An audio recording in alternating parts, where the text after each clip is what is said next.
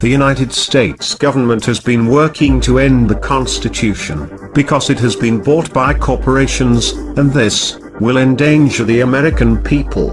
We will not stand by and watch while this government that are controlled by corporations of deception rips away from all of us the freedoms that our forefathers granted us, freedoms that were fought for, bled for, that our ancestors died for. We must ensure that blood was not shed in vain, that their lives were indeed lost for a great nation that is not yet lost. We refuse to let the United States government destroy our way of life. The United States government insists on labeling us as terrorists. The question is, who do we terrorize? Is it probable that the United States government is truly afraid of we, the people? Nevertheless, the time for action is now. It is time to remind the government that we, the American people, are the ones who hold the power of this country, not them. The American people have realized that the current government is no longer functional, our economy is unstable, our representatives are uncooperative, and our system, destroyed? For years, voting has been useless. Corporations and lobbyists are the true leaders of this country, and are the ones with the power that are controlling our way of being. To rebuild our government, we must first destroy it. Our time for democracy is now. Our time for resolution is now. This is America's time for revolution. To restore our constitutional rights, to once again be free. Therefore, Anonymous, along with the American people, have decided to openly declare war on the United States corporate-controlled government. This is a call to arms. We call upon the citizens of the United States to stand beside us in overthrowing this corrupted body, and call upon a new era. We refuse to be a police state. We refuse to be brutalized and dehumanized by the very people our tax dollars fund to protect our cities and streets. We will not allow the government to control our destiny, our right to build a life for ourselves.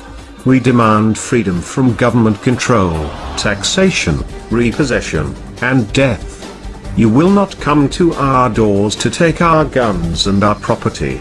You will not force the citizens of this great country to participate in the unlawful act of government-mandated healthcare.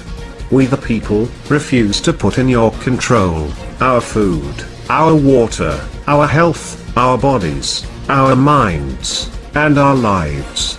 We will not grant permission for the government to deploy drones over our homes and communities. We must end the Federal Reserve.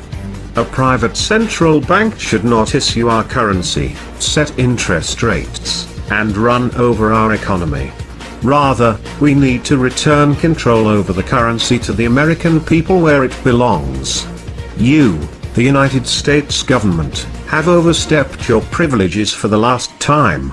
Our peaceful actions, patience and restraint, have been demonstrated, and we watched and waited for our Congress and representatives to speak for the American citizens, to protect us from the tyrants that sits in the Oval Office, and happily strips the American people of their rights, with every new executive orders. We have waited long enough. The Declaration of Independence establishes the supremacy of the people, and the right and duty to defend the rights of the people over the acts of the government. Our Constitution provides for as many protections as possible, to ensure that the government is subservient to the people, and only exists for the purpose of serving the people. However, should these protections fail, it is up to the people to rise up against the government, and put the government back in its place. In this capacity, the people act as the fourth branch of government, to take control and to override their decisions that violate the fundamental rights of the people's life, liberty, and the pursuit of happiness. By what means do the people exercise their authority over the government? That depends on how resistant the government is to complying with the will of the people. In the case of the Declaration of Independence, it meant declaring war on the government, and overthrowing them. This is obviously a last resort, after taking other steps less harsh.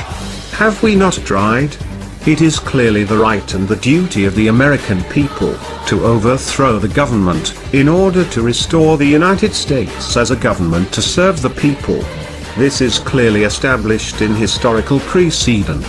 This is that time. We have exhausted every option. Our government has ignored us. Now it's the time for our government to restart. We are anonymous. We are legion. We do not forgive. We do not forget.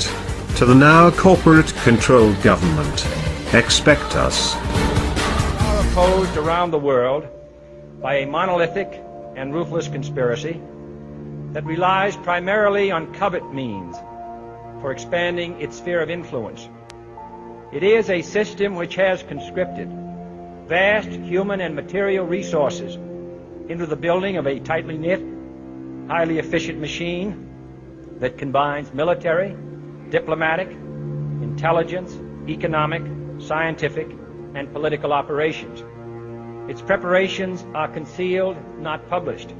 Its mistakes are buried, not headlined. Its dissenters are silenced, not praised. Americans, mobilize. Stand together, stand tall.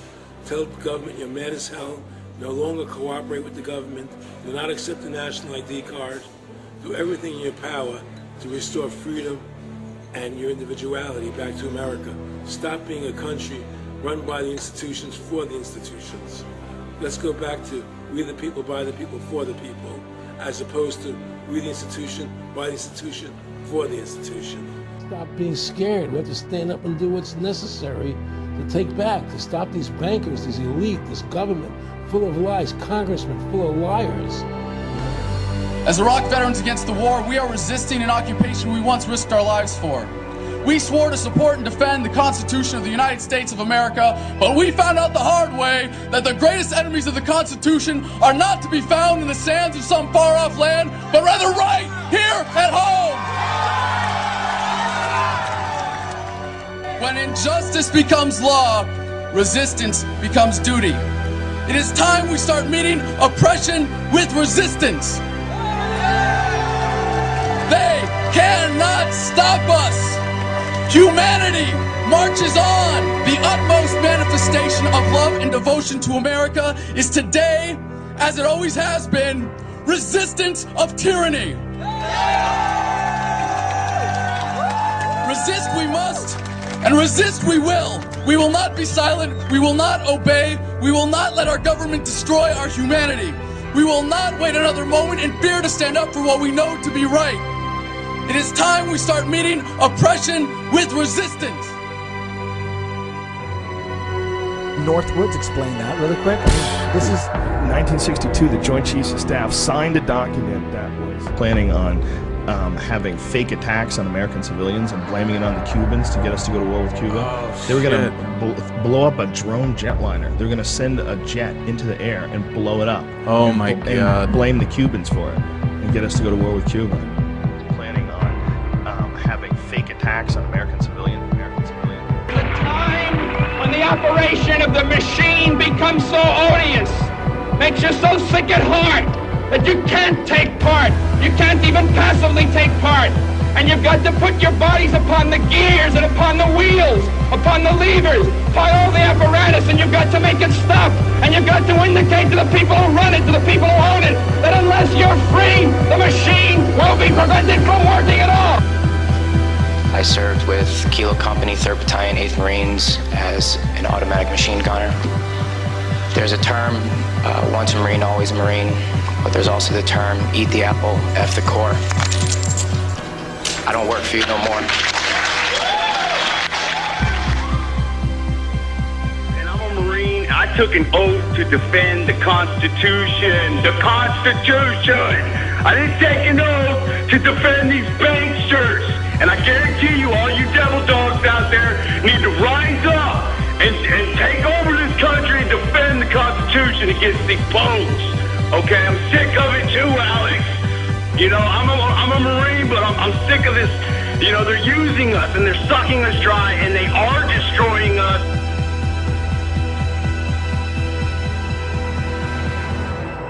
People should not be afraid of their governments. Governments should be afraid of their people.